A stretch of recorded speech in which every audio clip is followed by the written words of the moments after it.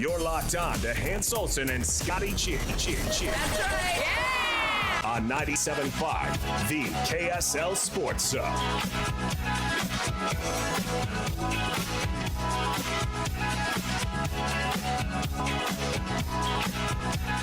Hans Olsen, Scott Gerard, 97.5, the KSL Sports Zone.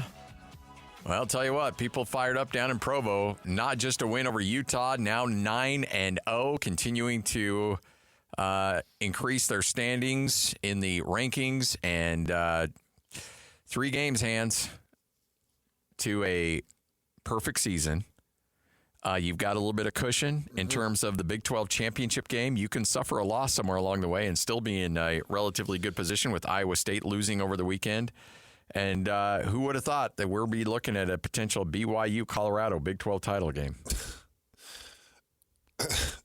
It's an amazing thought. Just weird. And it's extremely exciting. And I went back and I watched a lot of the BYU-Utah game again this morning. And it is not the prettiest performance by BYU. Now, obviously not the prettiest performance by Utah either, but that's this rivalry game. So what I would say to people, because I think people are wanting a breakdown from me and how BYU played and how this went. So I've watched, I love contact sports. So I love boxing. I love mixed martial arts. And I know great fighters that have a great game plan, and then they get in the cage with a certain type of fighter, and the whole fight just goes off the rails. The game plan that they've put together, or whatever it is, to keep distance or to go for takedowns or, to keep extending with the jab or look for that overhand right and make sure you don't get pulled into the brawl, and then they get pulled into the brawl. And what I would chalk this game up to, this 22-21 game, they got pulled into the brawl. And it was ugly. It was a mess. And at some point you just say, all right, who's just going to come out with the win? Because that's all that matters now. That's the way this game looked to me when I went back and watched it. You had great moments. For instance, Bruce Mitchell, the center for BYU, awesome moments. And then some really bad moments. Like great moments where he flat-backed a D tackle that I got a lot of respect for. Man on man, grabbed him right under his chest and just chucked him, threw him down right on his back, landed on him, and gave him the full-on pancake in pass block. And then he dribbled a snapback that led to a fumble. Yeah. That BYU got back on their own 5, which they were lucky because that ends the game. But that's just a little bit of what I saw from everybody. Everybody, yeah. Everybody was like, what? And then you'd have the haymaker that came over the top. Crew Wakely comes up with an interception. And you're like, oh my gosh, that was big. And then all of a sudden you find yourself back in a dogfight. You're getting sacked on the goal line with 1 minute left trying. Oh my gosh, but then the brawl. Holy cow, there's something else happens. There's the flag. It just was not the prettiest game. And it didn't make BYU look like an absolute contender. Like, oh, they should be. That's a top 5, clean-cut, hard-fighting team. This isn't the game to do that in. This is the game where you're like, I just want to come out of it. Just survive and advance. That's it. Yep. Now, we're going to get into Kansas coming up on Wednesday. That's a different story. Yes. If you're going to make people believe in you, it'll be the Kansas game. This game, you get out of it with a win, and you're looking great. But you got to look good against Kansas. Well, Kalani Sitake takes a trip down memory lane with that Utah-BYU game and looks ahead to Kansas. Here is the head coach of the Cougars. Week 10, game 10. We're excited about this week and the preparation, being a home game, going against Kansas, and excited about the game and the atmosphere that will be back in LaVell Edwards Stadium. But after reviewing and looking at everything with the film and this last game, I'm happy to get the win. What a great battle! It was one of those games that kind of fit in alignment with all the other games that we've been able to see. They came down to the wire, and so worked out in our favor. But I thought that was a great battle between two teams, and a great rivalry. It's why it's such a special game, and it's why I'm excited that the game is going to be back, and it'll be back every year, with us being the same conference. And the energy in that stadium was awesome. I thought all the Utah fans did a great job at creating that home field advantage. Also, really appreciate all our BYU fans that came and were able to find tickets. That was a really cool game to see as much royal blue as we could in that stadium. But what a great atmosphere, a great game, and really feel good about some of the things that we did in that game. Obviously, as a team, we didn't think we did our best consistently enough, but we did enough to get the win. And we knew that Utah would come out with there's a lot of uncertainties. One being who's going to play quarterback, what scheme they're going to do, and I thought the guys were able to just kind of feel it out a little bit and then settle down and just play football. Defensively, really proud of the adjustments they made. The ability to get a shutout in the second half gave us that chance to get that win. And the offense did enough. Special teams was a definite positive for us. Getting turnovers was helpful as well. So winning the turnover battle and playing clean football helped us out. So it was a tough sledding against that defense. It's a great defense. We knew that going into the game, and but glad that we were able to get the plays made in the last drive and get ourselves set up for that game-winning field goal. So looking forward to this next week, though, and excited about our team and our players. Just stay humble and stay hungry. We got to keep working. Glad that we got to enjoy the energy, the festivities, all that stuff, and came home and the entire rock section was here, greeted us off the buses, which made us getting home and getting to bed a lot later than we anticipated. But we were able to get enough sleep, get to church, and enjoy the win. But now we got to get back to work and move on to the next one. So as much fun as that game was, now we go back to our same same process of learning from the game, trying to find a way to get better and improving from it, and then now moving on to the next one and doing it with the ability of staying humble and staying hungry and getting back to work. So that's what we're going to do this week, and I'll take any questions you guys have. Thanks, Coach. We'll start with questions from Jared Lloyd and then John Kuhn. Kalani, I was interested in what it's like, not just this last Saturday, early Sunday, but after, when you come home and have the fans waiting at the airport or when they met the buses. We get to talk to you after the game, but what's it like, later in the evening when you come back and everybody's there supporting you and, you're wrapping up a win like that? Well, I mean, that was awesome to have. I mean, it was literally thousands and thousands of students and fans, and the majority of them being our students here on campus. But I know there are some others that were there too, and I appreciate them. A lot of others just probably didn't think the trip would be good enough at being that late at night. But all these young people were there and had so much energy that it was hard not to give it back to them. So when we stepped off the bus, it took a while, but they crowded the buses, and it was an awesome sight, a lot of fun for the players, and just really had fun. I mean, Will Ferrin got the crowd surf with Cosmo, and so that I think I'm probably hit the weight limit, so I couldn't do the crowd surfing, but that's okay. My body type should never do that. But it was cool. Just want to thank all the fans that were here and gave us all that energy, and just we felt it, and it's been a lot of fun, man. Just really happy for the players, but even more happy for the fans, and I'm glad that they enjoyed that win. And looking at it from my perspective, though, so it's what can we do to make sure that we can play better going into this next week, and praise to some of the really cool things that we saw that we did well this week. So that was in that Utah game. So that was a lot of fun, but now we got to separate it and move on. But yeah, it just made us go into bed a little bit later than we anticipated. A lot has been made, of course, of what Kyle Whittingham and Mark Harlan said after the game about officiating and things like that. And we've talked before, sometimes you get riled up about calls. I think everybody who's passionate about the game gets that way.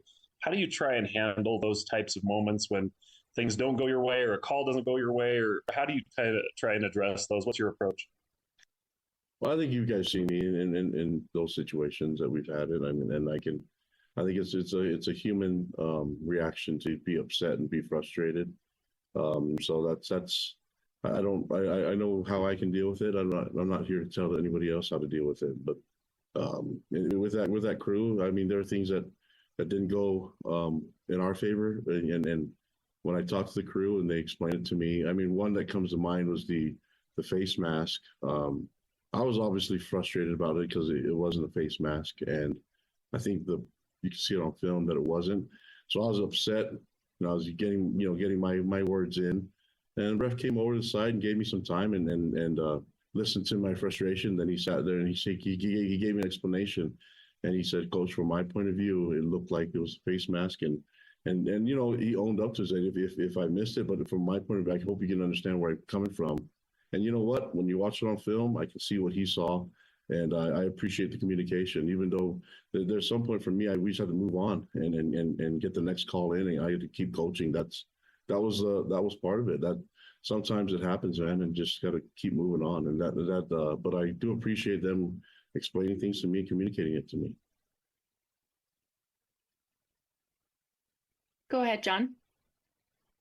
Kalani, special teams wise, Will Ferrin obviously had his field goals. Keelan Marion had a big touchdown return for you guys. It ended up accounting for most of the points that you guys scored. And looking at just the special teams across your wins this season, they've played a big role in getting you guys points when you've needed them. Punting's been crucial in flipping field position. What's kind of keyed the consistency in that phase of the game for BYU to where you're able to come up with points week after week on special teams? Well, I think you have to praise a couple of things. Number one, of the players taking ownership of the craft and understanding the scheme and executing it, and then just taking ownership of it. The importance of that phase is huge to us. And with that being said, having Kelly Pinga run the special teams has been a huge asset for us. And I allow him to kind of be the bridge from the offense, defense, and allowing special teams to be the bridge between those two phases and being that third important bridge, the glue to the team, where you use both guys from both phases, and you even have your own group of specialists that belong to both sides. And so when you I allow him an opportunity to give his presentations, his vision, and the players have all bought into it. And so K-Pop's done an amazing job at leading in his role, and has done a great job at demanding the most he can out of his players. And that's not an easy thing to do with the limited time that you spend in special teams. K-Pop has to be on top of it, and he has to be really efficient. And he's one of our best coaches because he can be efficient with his time, and he works really well. He has a good gauge on the entire team and their abilities and the potential. So those are the two big major reasons why it's been a huge phase for us, and it's been for us it's been quite the X factor. Thanks, John. We'll take our next questions from Kevin and then Mitch. Hey, Kalani, we saw Braden Kime go out at the end of the game. How's he doing, and do you think he'll be back this week? Yeah, we're still reviewing it. Definitely not out for the season, and so there's a possibility that he come back. He's a tough kid. We'll take a look at it. We'll see if he can be able to go this week. If not, then it's got to be the next guy up. But he'll be available, and really today and tomorrow we'll be able to get a good feeling for the time for all that. But unfortunately, that happened. I think he got rolled up on a pressure that was a sack, and he's done some amazing things for us. If he can go, great. And he's tough. If he can go, we'll get him back, and he'll be ready to roll this weekend. If not, then I know he can give us the role that like Connor Pay did for us when Connor was out.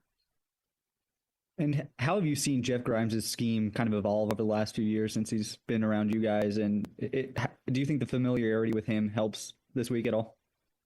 I think it's going to help both sides. I mean, he knows a little bit about our scheme, and we know a little bit of his background. And so I think that, A-Rod and Fessy have been able to use a lot of what they bring to the table with TJ Woods and Kevin Gilbride and Harvey Onga. And, so that's been a good mesh of ideas. But, looking at it with what we do offensively, I think we kind of pattern it to the talent that we have on the team. And I think Grimes does the same thing. So they're definitely familiar with each other. But when it comes down to it, the players are the guys that are on the field to make the plays.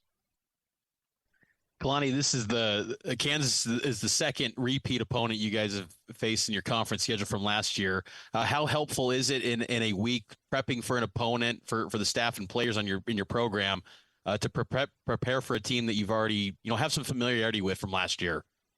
Yeah, I mean, we're excited because we know that game didn't go our way last year, and it actually started off wrong, and so and we know we could play better than what we did against them. So now they're coming to our house, and we're excited for that opportunity to play them again. And there's a lot of their guys are back, so the matchup's going to be awesome. We know that they've got a lot to prove, and they had a great game last week. I mean, look at what they did against Iowa State. And so for us, we have to be on top of everything.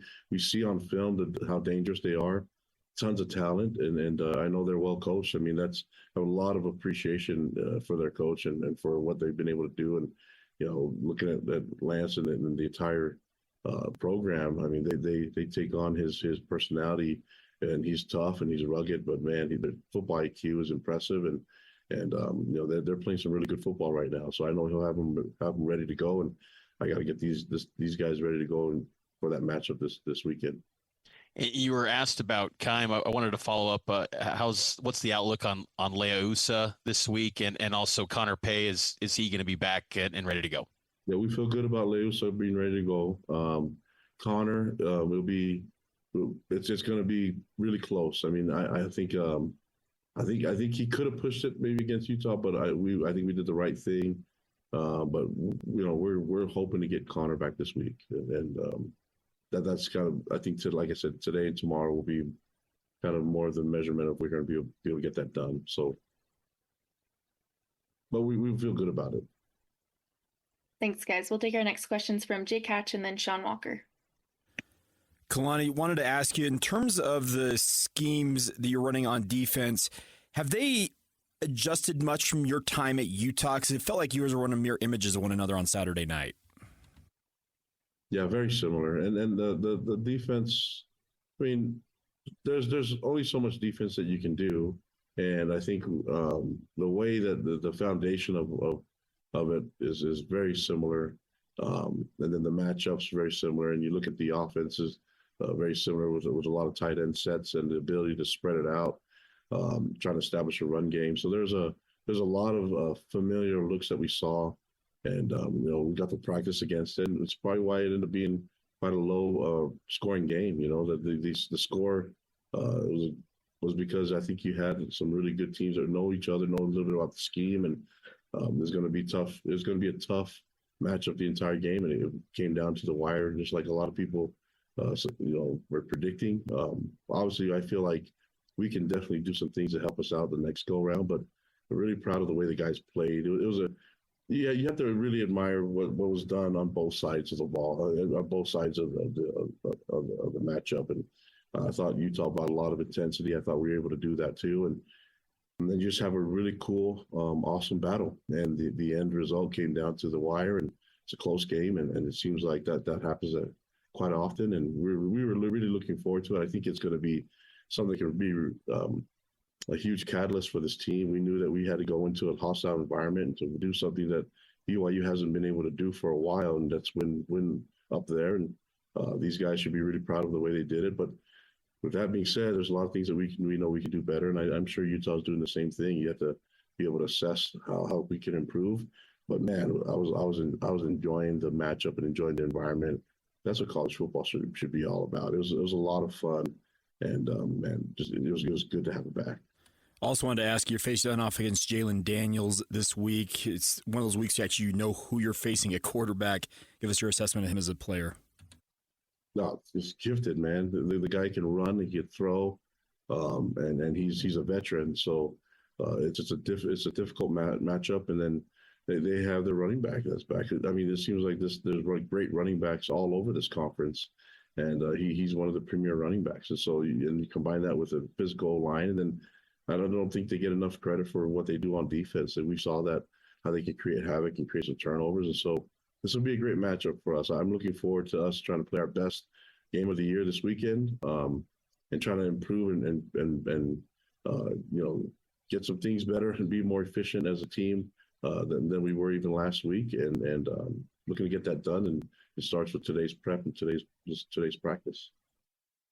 There you go, Kalani Sitake. You'll hear more from Kyle Whittingham coming up at 2:05. But Kalani gets into a point where he's like, you want to be happy, you want to enjoy that, but you got 3 more games, and it can still get sideways with you in a hurry, as we've seen with Iowa State. So you can't rest too much on your laurels until January. Well, just when you think things are going to lighten up in your schedule, Kansas goes and beats Iowa State. I know, right? Puts 45 points on one of the best defenses in the conference. 45 points. Jalen Daniels had 300 yards and 2 touchdowns through the air. Yeah. Devin Neal had 120 yards, 2 touchdowns on the ground. Jalen Daniels added another 70 yards and a touchdown on the ground. So they're starting to figure things out. Quentin Skinner had 135 yards through the air and a touchdown. Now, Iowa State went out there and scored 36 on them themselves, but Ruckelbeck's good, man. That Iowa State offense is really good. So now you got a dogfight on your hand with Kansas, and that's going to be another late-night kick. It's another 8:15 that'll slide into the 8:30 range. And LaVell Edwards Stadium, it needs to be a really tough environment, a late-night tough environment. You really could make that an unwinnable place. Oh, yeah, absolutely. I think the weather's, it's looking like it's going to be okay. It doesn't look like it's going to be snow or some nasty storm that's come in, at least from what I've seen in the early parts. So get yourself over to that game and make it an unwinnable environment for Kansas. Yeah. Yep. All right, Hans and Scotty, 97.5, the KSL Sports Zone. Another edition of the Holy War is in the books. And your home for all the best coverage of another chapter of BYU versus Utah was right here on the KSL Sports Zone. Retzlaff goes down! Reed got to him! There is a flag in the secondary. I think this one's going against Utah. Defense number 5. 10-yard penalty. Whoa! Automatic first down. Tough way to lose a ball game. Unfortunate way to lose a ball game. Proud of our guys. Proud of our players. They battled. They should hold their heads high. It's not on them. They played hard. They did everything they could from start to finish, and I'm proud of them. It's unfortunate. It's unfortunate that it turned out the way it did. As we enter the stretch run of the 24th season, the best coverage of the Utes and Cougars is on air, online, and on the KSL Sports app. This is 97.5, the KSL Sports Zone. All right, after the dramatic come-from-behind victory against the University of Utah, BYU jumps up 2 spots in the AP poll, now ranked 7th, Hands, at 9-0. Couple spots still behind Indiana, who's now at 10-0 on the season. They jumped up 3 spots to number 5. Oregon, undefeated as well, holds on to the number 1 spot, holding on to all 62 first-place votes. And then it goes, so it's Oregon, Ohio State, Texas, Penn State, Indiana, Tennessee, and then BYU, who's ahead of Notre Dame. Alabama checking in at 9. Ole Miss coming off a big win. They jump up 6 spots to number 10. They got to be ahead of Notre Dame. That loss to Northern Illinois for Notre Dame, I can't believe that should keep them under everybody's shoe. But the problem is Notre Dame's still Notre Dame, and they're going to be in the college football playoff because they're Notre Dame with a loss to Northern freaking Illinois, who was 4-4 last week. I don't know if they won this Saturday, but I was looking at it last week, and they were 4-4. It's not a good Northern Illinois team either. Nope. And Notre Dame loses that. Yep. So in the coaches poll, however, Notre Dame does leapfrog. Or actually, no, they were ahead of BYU anyway. So they moved up a spot. BYU moved up a spot. So Notre Dame's still ahead of BYU. They're ranked 7th. BYU ranked 8th. Alabama ranked 9th. Well, I do think BYU in these last 3 games, it's time to put your foot down. Yeah. It's time to force that throttle forward and get those booster jets on and go and prove to people that you are this 9-0 juggernaut and you're coming. That's what I hope that they could do against Kansas, Arizona State, and Houston to finish things out. The come from behind win was pretty impressive. That's the most points Kalani has overcome in a half in his time at BYU. 11 points was the most he's overcome. He'd come back from 10 points at the half, but never 11. So nice comeback win from the half and a gutsy victory. And you never stopped believing, not even when Jake Retzlaff was on his back at the half-yard line on 4th down, and it all looked to be done. Well, it's just crazy. So who saw the flag first with you and Rubel? I did. You did? Yeah. So Greg was probably beside himself. Yeah, because Greg had kind of started into the end. He's sacked, and this thing's over. Utah ball, and I spotted. I said, "There's a flag," and he caught it really quickly, and we were off and rolling, saying that is in the vicinity of a defensive holding. Yep. Or a PI, but the ball had not been released. Yeah, when you see that flag in the backfield, it's like defensive backfield. You're like, yeah, that's. Well, and it was over by Utah's sideline, so I was thinking maybe it's a sideline warning, but probably not. And obviously, it turns into that holding, and it extends BYU's opportunity to get down the field. But even then, they still had work they had to do. Yeah. Which with everything that's gone down with Mark Harlan, it's kind of overshadowed what BYU did in those last moments to get themselves into field goal position. Beautiful throw to Chase Roberts, a throw to Darius Lassiter, a really nice option run by Hinckley Rapati. That option run is what actually got you into field goal position. Well, I'm just pulling up the play-by-play here. Because as much as if you're BYU, as much as you want to be upset about everything, you realize that on that drive that, BYU scores on, 4th down. All right, so you get it's at the 9-yard line, and you get the first down. Guess what? You're still at the 19. Yeah. It's 1st and 10 at the 19. You still have a lot of yards to get to. No timeouts. With no timeouts, with one of your tackles out due to injury.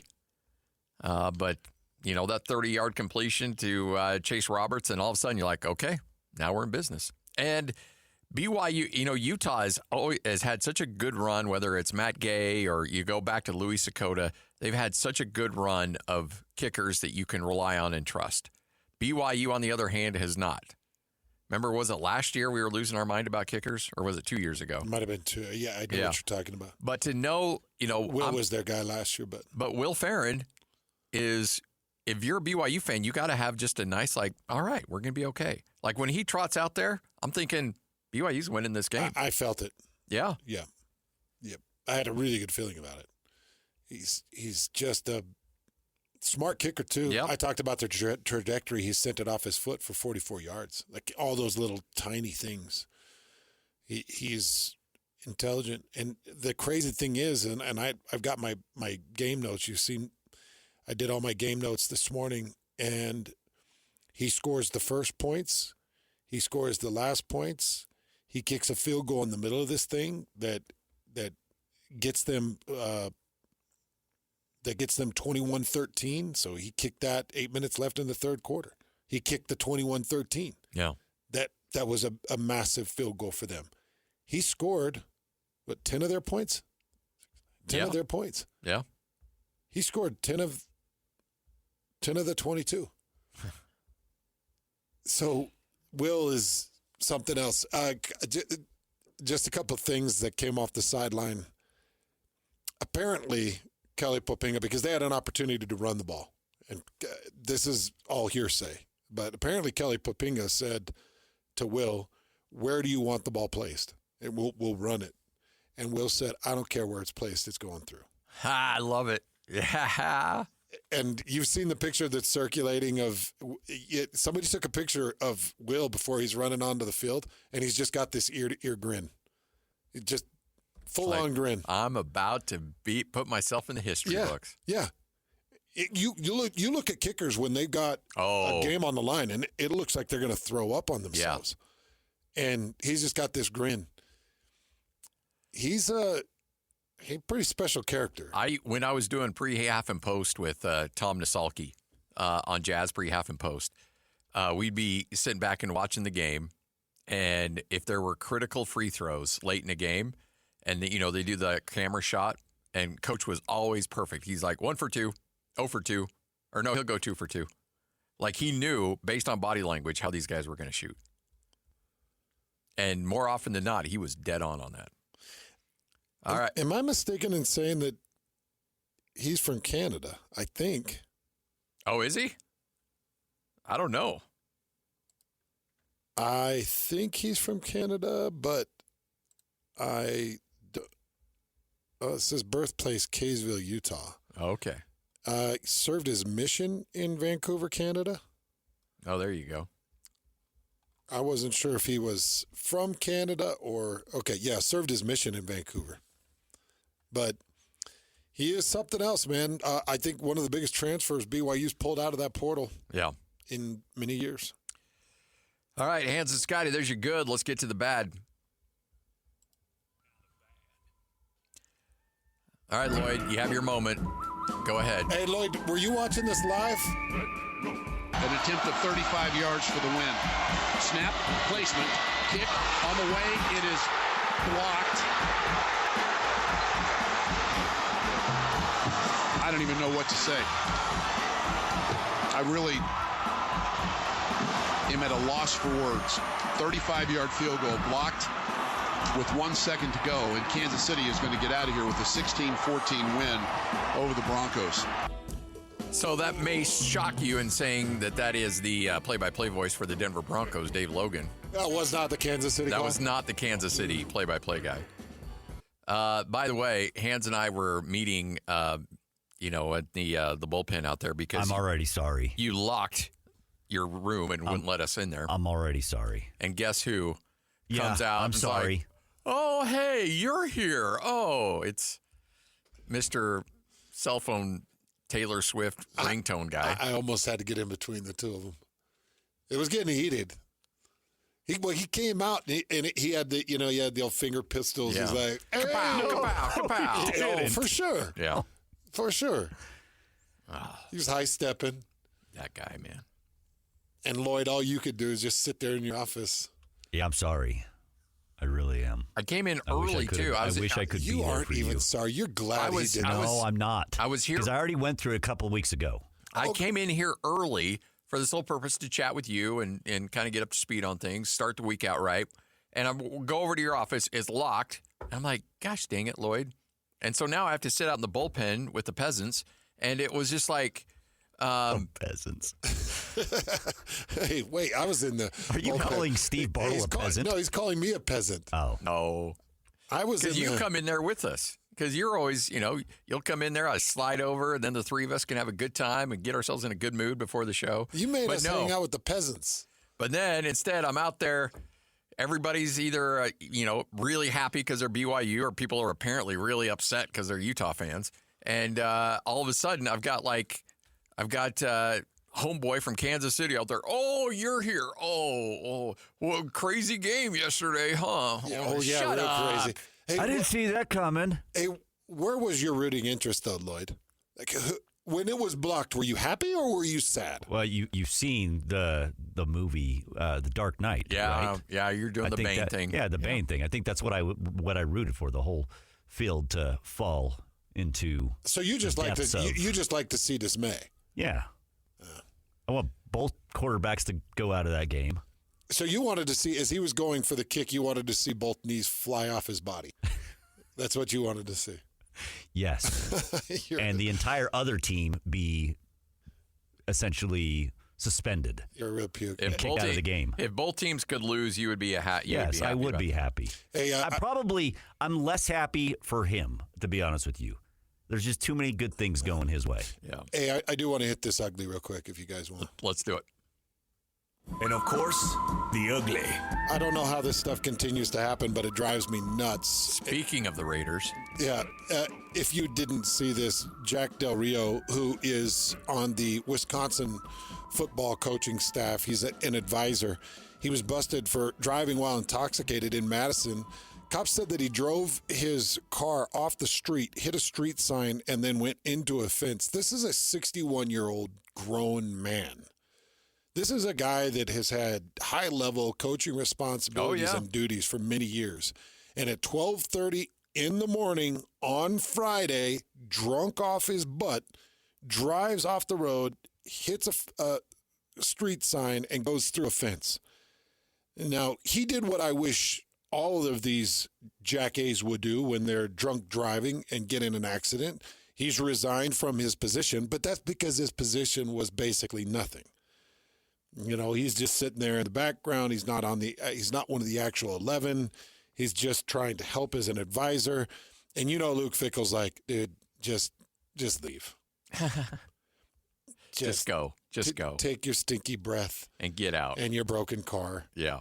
And your DUI. And just. But leave your sweater. He was your head coach for a while, wasn't he? Take your cat. Yeah. But leave my sweater. Yeah.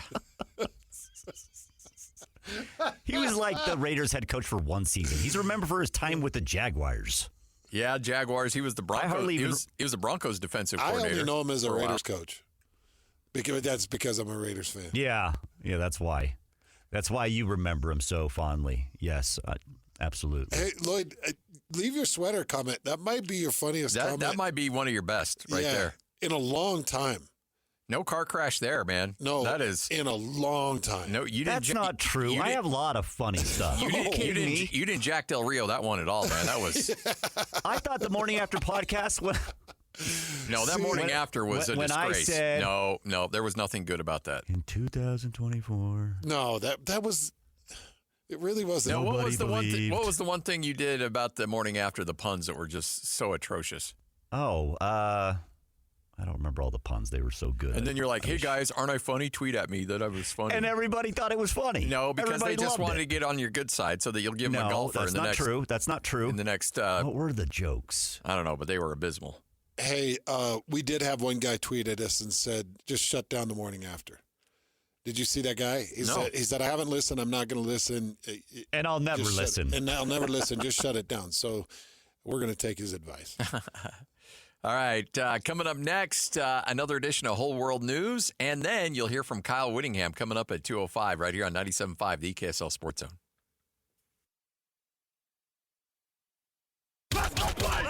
Another edition of the Holy War is in the books. And your home for all the best coverage of another chapter of BYU versus Utah was right here on the KSL Sports Zone. Retzlaff goes down!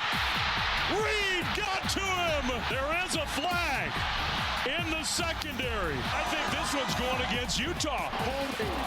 Defense number 5. Zero penalty. Whoa! Automatic first down. Snap, hold, kick, on the way. Kick is good! The game was over, and somehow BYU, given new life, has a 1-point lead and is 3 seconds away from improving to 9-0. This game was absolutely stolen from us. We were excited about being in the Big 12, but tonight I am not. We won this game. Someone else stole it from us. As we enter the stretch run of the 24th season, the best coverage of the Utes and Cougars is on air, online, and on the KSL Sports app. This is 97.5, the KSL Sports Zone. Go! It's time to span the globe for the hard-hitting news you care about. Well, not really. But hey, at least we found it interesting. This is Whole World News on 97.5, the KSL Sports Zone.